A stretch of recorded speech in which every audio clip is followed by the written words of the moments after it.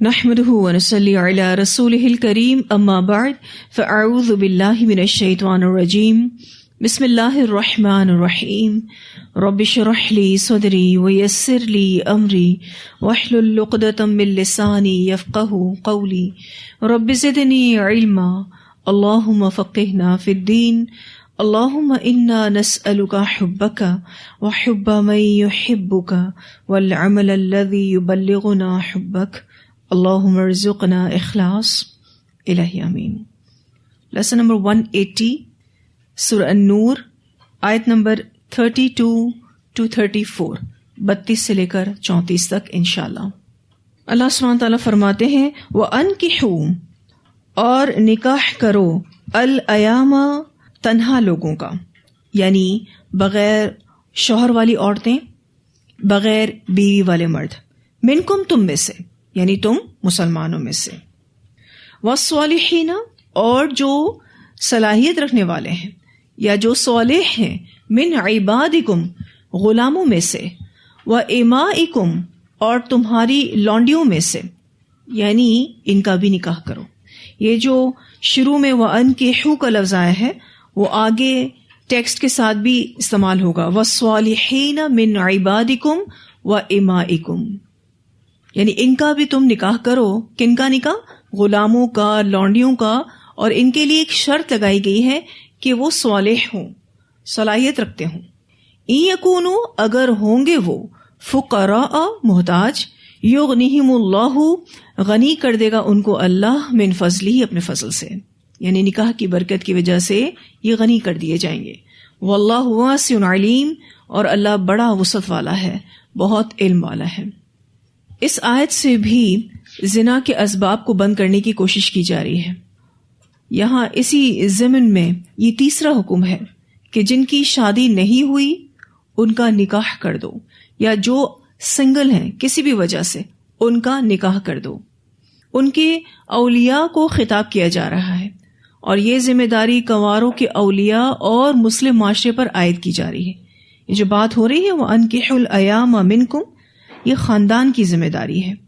اگر فیملی یہ ذمہ داری پوری نہیں کر رہی تو مسلم معاشرہ مدد کرے ایسے لوگوں کی، ٹھیک ہے۔ لیکن آج کل غیر اسلامی معاشرے کو انکریج کیا جا رہا ہے۔ غیر اسلامی معاشرہ کیا ہے؟ شادی نہ ہو، بغیر شادی کے ناجائز تعلق قائم رکھنا۔ تو یہ ذمہ داری کن کن پر ڈالی گئی؟ فیملی پر ڈالی گئی ہے کہ نکاح کر کے دو۔ کن کا نکاح؟ الایامہ۔ الایامہ کا جو لفظ ہے حمزہ یا میم سے ہے، ایم کی جمع ہے، جس کا معنی بغیر بیوی والے مرد اور بغیر شوہر والی عورت، ٹھیک ہے جی۔ بغیر شوہر والی عورتوں میں کون کون ہے؟ بیوہ اور مطلقہ، اور اسی طرح ان میں وہ تمام مرد بھی شامل ہیں جو بیوی کے بغیر ہیں، ہو سکتا ہے ان کی بیوی فوت ہو چکی ہو یا پھر وہ طلاق دے چکے ہوں، اور جن کی شادی نہیں ہوئی obviously ان کی بھی بات ہو رہی ہے جو ان میرڈ ہیں۔ تو اللہ تعالیٰ نے اس آیت میں آزاد مردوں اور عورتوں، اسی طرح نیک لونڈی اور غلاموں کے نکاح کرانے کا حکم دیا ہے۔ اور جیسے کہ میں نے آپ کو بتایا کہ اس میں عورتوں کے اولیاء سے اللہ تعالیٰ خطاب کر رہے ہیں، تو یہ پتہ چلتا ہے کہ ولی کے بغیر نکاح نہیں ہوتا، اور ولی کی شرط ویسے عورت کے لیے ہے، ٹھیک ہے۔ حدیث میں آتا ہے، ترمذی کی روایت میں نبی اکرم صلی اللہ علیہ وسلم نے فرمایا ولی کے بغیر نکاح نہیں ہوتا۔ تو عورت کے ولی کی بات ہو رہی ہے، کیونکہ عورت اپنی شادی خود نہیں کر سکتی، مرد اپنی شادی خود کر سکتا ہے۔ اب مرد کے نکاح کے لیے ولی کی شرط کس طرح سے کہ عورت کا ولی ہونا چاہیے، اگر جس عورت کا ولی نہیں ہے تو ایسی عورت سے مرد کو نکاح کرنا جائز نہیں ہے، ٹھیک ہے۔ ولی کی شرط کس کے لیے ہے؟ عورت کے لیے، مرد کے لیے نہیں ہے، ٹھیک ہے، کیونکہ عورت کی شادی ولی کر کے دیتا ہے، مرد اپنی شادی خود کر سکتا ہے۔ لیکن یہ کنڈیشن مرد پر کس طرح سے لاگو ہوتی ہے کہ وہ ایسی عورت سے نکاح کرے جس کا ولی ہے۔ بغیر ولی والی عورت سے کسی مرد کا نکاح کرنا جائز نہیں۔ ولی باپ بھی ہو سکتا ہے، اگر باپ فوت ہو چکا ہے اس صورتحال میں بھائی بھی ہو سکتا ہے، قریب ترین کوئی رشتہ دار بھی ہو سکتا ہے، اور اگر کوئی ایسی لڑکی ہے کہ جس کا کوئی وارث نہیں، اس صورتحال میں ویلفیئر ادارے کا جو بڑا ہے وہ بھی اس کا ولی ہو سکتا ہے، حاکم وقت بھی ولی ہو سکتا ہے. ٹھیک ہے، جیسے عدالت میں اگر یہ نکاح ہو رہا ہے تو جو جج ہوتا ہے وہ کیا کردار ادا کرتا ہے؟ ولی کا کردار ادا کرتا ہے. ولی از کمپلسری. عورت کے نکاح کے لیے ولی کا ہونا لازمی شرط ہے. ایک اور روایت آتی ہے، سیدہ عائشہ رضی اللہ تعالیٰ عنہ بیان کرتی ہیں کہ رسول اللہ صلی اللہ علیہ وسلم نے فرمایا، جس عورت نے اپنے ولی کی اجازت کے بغیر نکاح کیا وہ نکاح باطل ہے، وہ نکاح باطل ہے، وہ نکاح باطل ہے. پھر ناجائز نکاح کے بعد اگر مرد نے ہم بستری کی تو اس عورت کے لیے مہر ہوگا جس کے عوض اس نے عورت کی شرمگاہ اپنے لیے حلال کرنا چاہیے. اور اگر ولی آپس میں اختلاف کرنے لگیں تو یاد رکھو جس کا کوئی ولی نہ ہو اس کا ولی حاکم وقت ہے. اسے ترمذی نے روایت کیا ہے. اس حدیث سے بھی یہ پتہ چلتا ہے کہ ولی کے بغیر عورت کا نکاح درست نہیں ہے. ہمارے معاشرے میں کنوارے اور کنواری کی شادی کی تو بہت کوشش کی جاتی ہے، لیکن طلاق یافتہ مرد اور عورت اور اسی طرح سے بیوہ عورت اور وہ مرد جس کی بیوی فوت ہو گئی ہے ان کی شادی کو معیوب سمجھا جاتا ہے، بہت بری بات سمجھی جاتی ہے. اسی لیے اس کی کوئی کوشش بھی نہیں کی جاتی، الا ماشاء اللہ کہ کچھ لوگ اس کی بھی کوشش کرتے ہوں. اگر ماں باپ میں سے کوئی بھی سنگل ہو تو اولاد ان کے نکاح میں آڑے آ جاتی ہے. بلکہ اولاد کو کیا چاہیے کہ جو بھی سنگل ان کے پیرنٹس ہیں ان کی شادی کروا دیں، ان کو نکاح کی طرف راغب کریں، کیونکہ نبی اکرم صلی اللہ علیہ وسلم نے نکاح والی زندگی کو پسند فرمایا ہے، بغیر نکاح والی زندگی کو پسند نہیں فرمایا ہے. اور یہ رسول اللہ صلی اللہ علیہ وسلم کی سنت بھی ہے. ویسے بھی آپ دیکھیے تو انبیاء کی 4 سنتیں ہیں. نمبر 1 حیا، نمبر 2 خوشبو، تیسری مسواک اور چوتھی نکاح. یہ تمام انبیاء کی سنت ہے. آپ صلی اللہ علیہ وسلم نے بیوہ عورت کے نکاح کے حوالے سے بتایا. سیدنا علی بن ابی طالب روایت کرتے ہیں، بیان کرتے ہیں کہ ایک دفعہ رسول اللہ صلی اللہ علیہ وسلم نے مجھے مخاطب کرتے ہوئے فرمایا، علی 3 کاموں میں دیر نہ کرنا، فرض نماز میں جب اس کا وقت ہو جائے، جنازہ جب موجود ہو تو یعنی اس کو دفن کرنے میں، اور بیوہ عورت کے نکاح میں جبکہ اس کا کفو یعنی ہمسر مل جائے. اسے ترمذی نے روایت کیا ہے. بیوہ عورت کی بھی شادی کر لو جیسے ہی اس کا جوڑ مل جائے. بتائیے ہمارے ہاں ایسی کوشش ہوتی؟ اگر کوئی بیوہ عورت اپنی شادی کے حوالے سے بات بھی کرے تو اس کو کتنے تانے سننے کو ملتے ہیں کہ تم اپنے پچھلے شوہر کو بھول گئی، اور ایک دفعہ تو شادی ہو گئی، اب دوبارہ شادی کرنے کی کیا ضرورت ہے. اس طریقے کی باتیں ہمارے معاشرے میں ہوتی ہیں، اور بھی جانے کیا کیا کچھ عورتوں کو سنایا جاتا ہے. شادی تو ہو جانی چاہیے اگر اس کا جوڑ مل جاتا ہے، لیکن ہم دیکھتے ہیں کہ آج جھوٹی غیرت کی وجہ سے، یہ غیرت کبھی اولاد کر رہی ہوتی ہے اور کبھی رشتہ دار کر رہے ہوتے ہیں، اس وجہ سے ایسی شادیاں ہوتی ہی نہیں ہیں، ہوتی ہیں تو بہت کم. اسی طرح وراثت میں اگر اولاد ہوئی تو شریک ہوگی، اس وجہ سے بھی بہت سارے لوگ ایسی عورتوں کی شادی نہیں کرتے. ٹھیک ہے نا، اس وجہ سے بھی بیوہ اور مطلقہ کی شادی نہیں ہوتی، کیونکہ اگر دوسری شادی ہوئی، بچے اور ہوئے تو پھر وہ بھی وراثت میں حصے دار بنیں گے. پھر اسی طرح سے آپ دیکھیے کہ ایک اور وجہ جو ہمیں نظر آتی ہے وہ یہ کہ لوگوں کے پاس ایسے لوگوں کی شادی کرانے کا ٹائم ہی نہیں. وہ کہتے ہیں ہم پہلے غیر شادی شدہ لوگوں کی تو شادی کرا دیں، کہاں مطلقہ اور بیوہ کی باری آئے گی. پھر یہ کہ قرآن سے دوری ہے، علم ہی نہیں ہے کہ شادی کروانا کتنا ضروری ہے. آج ہمارے معاشرے میں یہ چیز عام ہو گئی ہے کہ کسی بیوہ یا مطلقہ عورت یا پھر ایسے مرد کی شادی کی فکر ہی نہیں ہے کہ جس نے اپنی بیوی کو طلاق دے دی ہے یا اس کی بیوی فوت ہو گئی ہے.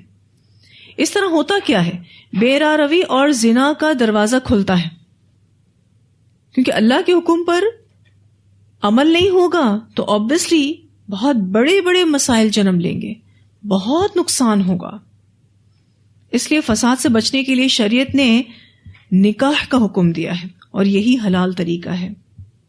پھر اللہ سبحانہ تعالیٰ فرماتے ہیں والصالحین، اور جو صلاحیت رکھنے والے ہیں. اب یہاں پر والصالحین سے ایک معنی یہ کہ دین اور دنیا کی ذمہ داری پوری کرتے ہوں، کن کی بات ہو رہی ہے؟ لونڈی اور غلام کی.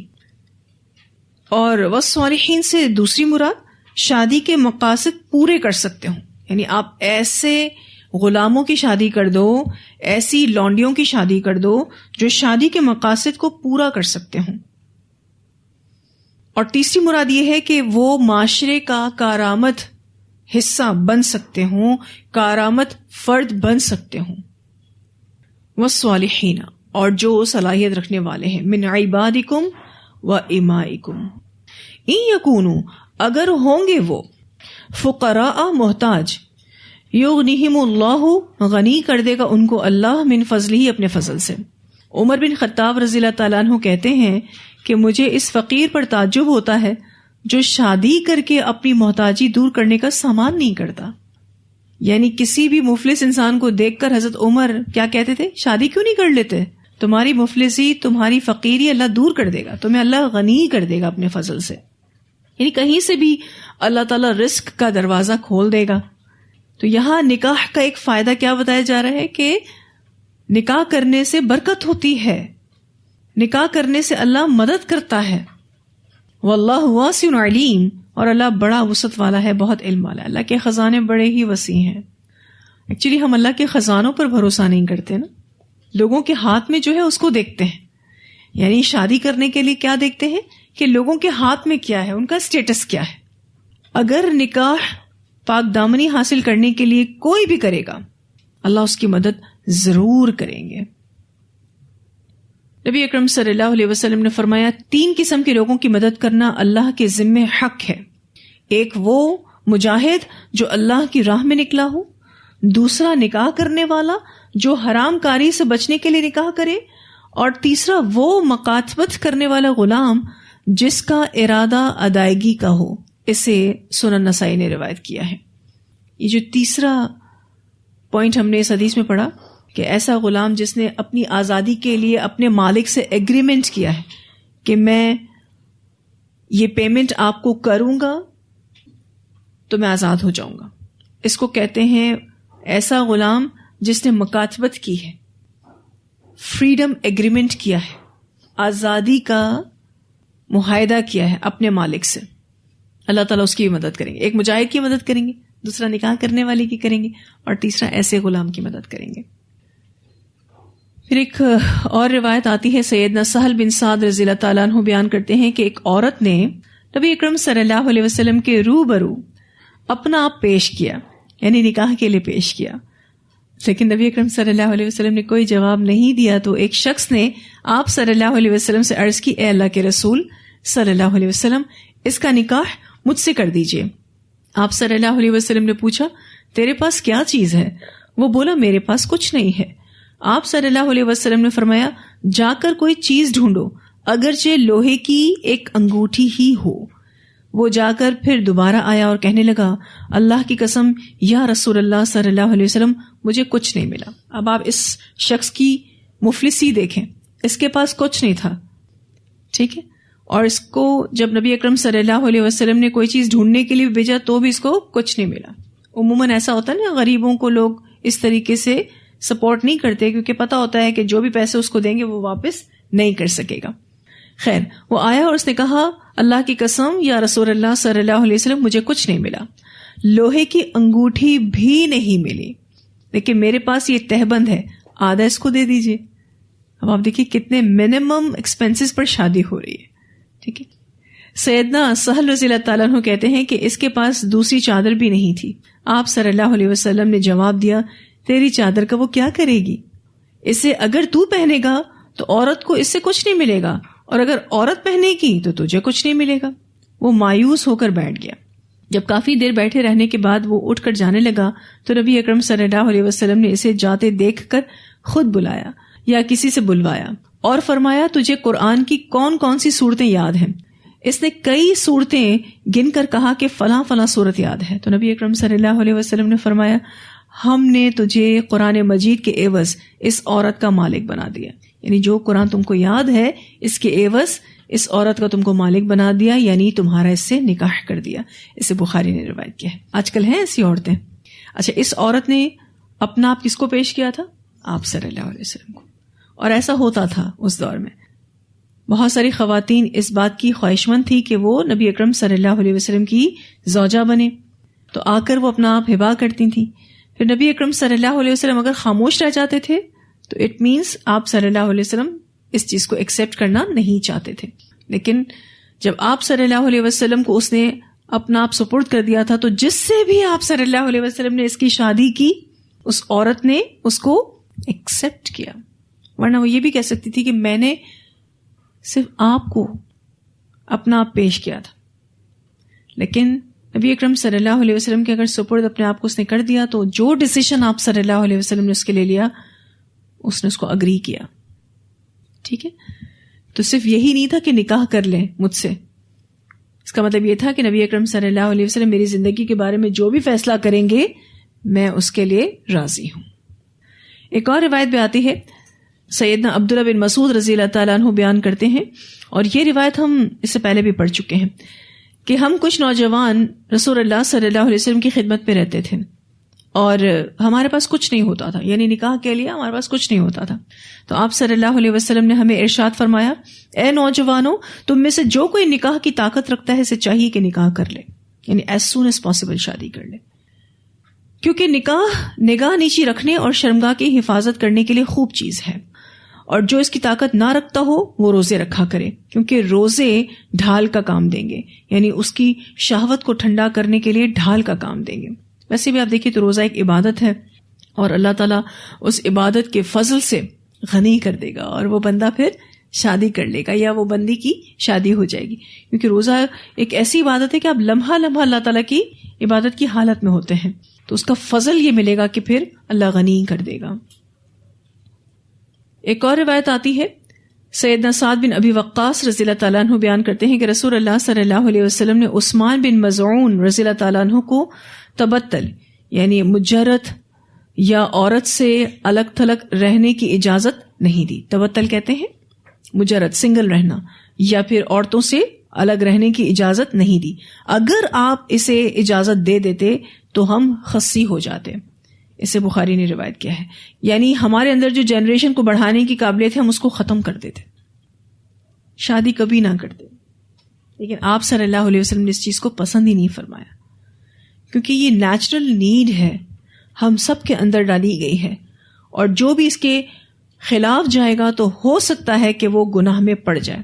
اسی لیے آپ دیکھیے کہ یہاں پر جو یہ کہا گیا ہے کہ ان یکونوا فقراء یغنیہم اللہ من فضلہ. اچھا، یہاں جو ہم نے یہ بات پڑھی، اس حصے کا یہ مطلب نہیں ہے کہ جو بھی محتاج شادی کرے گا تو شادی کے بعد وہ بہت مالدار ہو جائے گا، اس کے پاس ہر طرف سے پیسہ آنا شروع ہو جائے گا. ایکچولی آیت کے اس حصے سے سب سے پہلے تو شادی کی ترغیب دلائی جا رہی ہے، اور شادی کرنے کی وجہ سے خوشحالی کا وعدہ فرمایا گیا ہے. اور خوشحالی کا معنی کیا ہے کہ اچھے سے گزر بسر ہوگی، کفایت کرنے والا مال اللہ ضرور عطا کرے گا، اور پھر اللہ تعالیٰ برکتیں اور بھی نصیب کر سکتا ہے. اللہ کے لیے کچھ مشکل نہیں. آج بہت سارے لوگ جو ہیں اپنے بچوں کی شادیاں صرف اسی وجہ سے نہیں کرتے کہ وہ سیٹلڈ نہیں ہیں. اگر ان کی پڑھائیاں مکمل ہو گئی ہیں تو شادی کے معاملات شروع کر دیے جائیں. آپ دیکھیے گا اللہ ایسی برکت کرے گا، کیونکہ جو بھی بچی ہمارے گھر میں آتی ہے وہ اپنا نصیب لے کر آتی ہے. ہم کیا کسی کو کھلائیں گے پلائیں گے. اور ویسے بھی آپ دیکھیے کہ جب ہم اپنے بچوں کی شادیاں کرتے ہیں، بالفرض اگر اپنے بیٹے کی شادی کرتے ہیں، تو جو کھانا ہمارے گھر میں پکتا ہے ایک بندے کے ایڈ ہونے سے کیا ہوگا؟ حدیث میں آتا ہے 2 لوگوں کا کھانا 4 لوگوں کو، 4 لوگوں کا کھانا 8 لوگوں کو کفایت کر جاتا ہے. اور یوں آپ ملٹیپل کرتے جائیں تو کھانے میں تو کمی نہیں آتی، بھوکا نہیں رہے گا کوئی بھی. ٹھیک ہے، لیکن بہت سارے لوگ یہ سوچتے ہیں کہ جی اللہ تعالیٰ نے قرآن پاک میں یہ فرمایا ہے تو اس کا مطلب ہے کہ جیسے ہم شادی کریں گے ہم لاکھوں پتی تو ہو ہی جائیں گے، کروڑ پتی بھی ہو سکتے ہیں. ٹھیک ہے، ایسی بات یہاں نہیں کہی جا رہی، بلکہ یہاں شادی کرنے کی ترغیب دی جا رہی ہے اور شادی کرنے کی وجہ سے خوشحالی کا وعدہ کیا جا رہا ہے. ایکچولی انسان کی نظر ظاہری اسباب تک محدود رہتی ہے، اور وہ انہی کو دیکھ کر حساب کتاب کرتا ہے کہ ہمارے پاس اتنا ہے تو ہم یوں افورڈ کر سکتے ہیں اور یوں افورڈ نہیں کر سکتے. لیکن اللہ کائنات کے ظاہری اسباب کے ساتھ ساتھ بے شمار باطنی اسباب کو دینے پر بھی قادر ہے. اللہ کے لیے کچھ مشکل نہیں. وہ رزق کے دروازے کہاں سے کھولے اس کے لیے کچھ مشکل نہیں. اللہ وسعت والا ہے, علم والا ہے. جس کے بارے میں بھی جانتا ہے نا کہ وہ شادی کے بعد ذمہ داری کا احساس رکھتا ہے, اللہ اس کو وسعت ضرور عطا فرماتا ہے. اسی لیے آپ دیکھیے کہ یہاں پر 2 صفات کا ذکر ہوا ہے, واللہ واسع علیم, اور اللہ بڑا وسعت والا ہے, بہت علم والا ہے. اب سوال ہی پیدا ہوتا ہے کہ نکاح کے مقاصد کیا ہیں. اس ٹاپک کو ہم پہلے بھی ڈسکس کر چکے ہیں, لیکن دوبارہ سے دہرا لیتے ہیں کہ نکاح کے مقاصد ہیں کیا. سب سے پہلا مقصد خود کو حرام سے بچانا, شرمگاہ کی حفاظت, یعنی زنا سے انسان اپنے آپ کو بچائے, بد نظری سے اپنے آپ کو بچائے. پھر یہ کہ انسان کے فطری جذبات کی تسکین حلال طریقے سے ہو سکے, یہ ہے نکاح کا مقصد. پاکیزہ زندگی کا حصول ہو. پھر یہ کہ ہسبینڈ وائف ہوتے ہیں تو ایک دوسرے کے سپورٹیو ہوتے ہیں, یعنی ایک دوسرے کے مددگار ہوں, ایک نیا خاندان پیدا ہو. پھر نکاح کے مقاصد میں ایک مقصد یہ ہے کہ اولاد کا حصول ہو, یعنی اللہ اولاد دے, فیملی بڑھے, اور پھر اولاد کو موضوع سازگار ماحول میں رہنے کا موقع ملے, یعنی نسل کی بقا ممکن ہو. جب ایک فیملی بنتی ہے نا تو obviously بچے اچھے سے پرورش پاتے ہیں, اچھے سے پروان چڑھتے ہیں. پھر یہ کہ نکاح کے مقاصد میں ایک مقصد حسب نسب کی حفاظت ہے. پھر یہ کہ عورت کو ایک مضبوط قلعہ ملے تاکہ اس کی عصمت کی حفاظت ہو, وراثت کی صحیح تقسیم ہو, انسان کے دین کی حفاظت ہو. یہ کچھ مقاصد میں نے آپ کے سامنے نکاح کے رکھے ہیں, کیونکہ نکاح سے ہی ایک معاشرے میں بہتری آتی ہے. جہاں ایسے لوگ ہوں جو بغیر نکاح کے ناجائز تعلق بنائے ہوئے ہوں, وہ معاشرہ تباہی کی طرف ہے, عنقریب تباہ ہو جائے گا, برباد ہو جائے گا. اور جو بچے پیدا ہو رہے ہوں گے ان کو کوئی فیملی لائف نہیں ملے گی. اسی لیے نکاح کے کلچر کو عام کرنا ہوگا, آسان بنانا ہوگا. اچھا, نکاح میں رکاوٹیں کیا کیا ہیں, اس پر بھی تھوڑا سا ڈسکس کر لیتے ہیں. معاشی طور پر کمزور ہونا, یعنی جو لوگ فائنینشلی ویک ہوتے ہیں وہ شادی کرنے میں انٹرسٹڈ نہیں ہوتے. پھر یہ کہ ذمہ داریوں سے فرار, کون ذمہ داریاں اٹھائے گا, کون گھر کے خرچے اٹھائے گا, بچوں کے خرچے اٹھائے گا. ٹینشن ہے نا, چھوڑو, شادی کرنے کی ضرورت ہی نہیں, ایسے ہی دوستیاں بناؤ, ایسے ہی اپنی فزیکل نیڈ کو پورا کرو ناجائز طریقے سے. ایک اور رکاوٹ یہ ہے کہ لوگوں پر ڈپینڈ کرنا, یعنی خود کوئی کام نہ کرنا, دوسرے لوگوں پر ڈپینڈ کرنا. ایک اور رکاوٹ بھی ہے مہر کا زیادہ ہونا, یعنی آج کل عورتیں جو ہیں وہ کم از کم مہر پر راضی نہیں ہوتی, اتنے بڑے بڑے مہر بتاتی ہیں کہ پھر شادی میں رکاوٹ آ جاتی ہے. ایک اور رکاوٹ کہ جو فیملی بڑی ہوتی ہے, یعنی جس میں نندیں اور دیور زیادہ ہوتے ہیں, لوگ کہتے ہیں ایسی فیملی میں ہم کو شادی نہیں کرنی.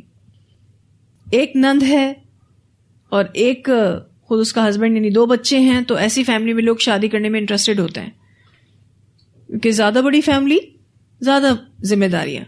اسی لیے ہم ایسی فیملی میں اپنی بیٹی نہیں دیں گے, کیونکہ پھر اسے زیادہ کام کرنا پڑے گا. ٹھیک ہے, یہ بھی ایک رکاوٹ ہے. کتنے لڑکے اور لڑکیوں کی شادیاں اس وجہ سے نہیں ہو رہی کہ بیٹی والے کہتے ہیں کہ لڑکے کا اپنا ذاتی گھر نہیں, وہ کرائے کے مکان میں رہتے ہیں. بھائی گھر تو ہے, چھت تو ہے, کرائے کی ہو یا اپنی ہو, اس سے کیا فرق پڑتا ہے. اور میں بہت کلوز کسی کو جانتی ہوں, صرف اس بات پر رشتہ ٹوٹا کہ ہمیں نہیں معلوم تھا کہ ان کا گھر کرائے کا, باقی اور کوئی ریزن نہیں تھا, رشتہ توڑ دیا انہوں نے, انگیجمنٹ ختم ہو گئی. پھر لڑکے کی اچھی جاب نہ ہونا, ہینڈسم اماؤنٹ کی سیلری نہ ہونا, بہت ساری رکاوٹیں ہیں. شادی کا فنکشن بڑا سا نہ کر سکنا, یعنی ہم شادی اپنے بچوں کی اس لیے نہیں کر سکتے کہ ہم افورڈ نہیں کر سکتے, یہ دعوتیں. جیسے ہی ہمارے پاس وسعت ہوگی, اچھے بھلے پیسے آ جائیں گے, ہم ایک گرینڈ ایونٹ کا اہتمام کر سکیں گے, تب ہم شادی کریں گے. ایون بچوں کو بھی شادی نہیں کرنی, کیونکہ میڈیا نے اتنا دماغ خراب کر دیا ہے آج نیو جنریشن کا کہ شادی ہوتی ہے تو یوں بڑے بڑے ایونٹس کی شکل میں ہوتی ہے، ورنہ شادی نہیں. اس میں اتنی رسمیں نہ ہوں، اس میں اتنے رت جگہ نہ ہوں، اس میں اتنے کھانے نہ کھلائے جائیں، اس میں اتنی انویٹیشنز نہ دی جائیں، تب تک شادی کا مزہ تھوڑی نا.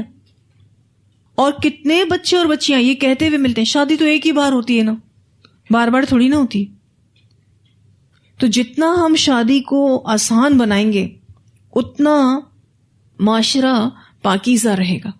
نکاح کے کلچر کو عام کرنا ہوگا. جس کے بھی دین اور اخلاق سے مطمئن ہو تو نکاح میں تاخیر نہیں کرنی چاہیے. ایز پیرنٹس اگر ہم اپنے بچوں کی شادی کرنا چاہتے ہیں، دیکھیں کہ لڑکی میں دین اچھا ہے، اس کا اخلاق اچھا ہے، اوکے ڈن، شادی کرتے ہیں. اگر ہم اپنی بیٹی کی شادی کرنا چاہتے ہیں تو دیکھیں لڑکے کا دین اور اخلاق اچھا ہے، ٹھیک ہے، اس پر آپ مطمئن ہو گئے، ٹھیک ہے، شادی کرتے ہیں. تاخیر نہیں کرنی چاہیے. اگر ایسا نہ کیا گیا تو معاشرے میں بگاڑ پیدا ہوگا. بہت ہی اہم میسج اس آیت میں دیا گیا ہے کہ جو بھی سنگل ہیں ان کی شادی کر دو، تو خود بخود زنا ختم ہو جائے گا، برائی ختم ہو جائے گی. کیونکہ ہر شخص کو حلال طریقے سے اپنی شہوت کو پورا کرنے کا موقع ملے گا.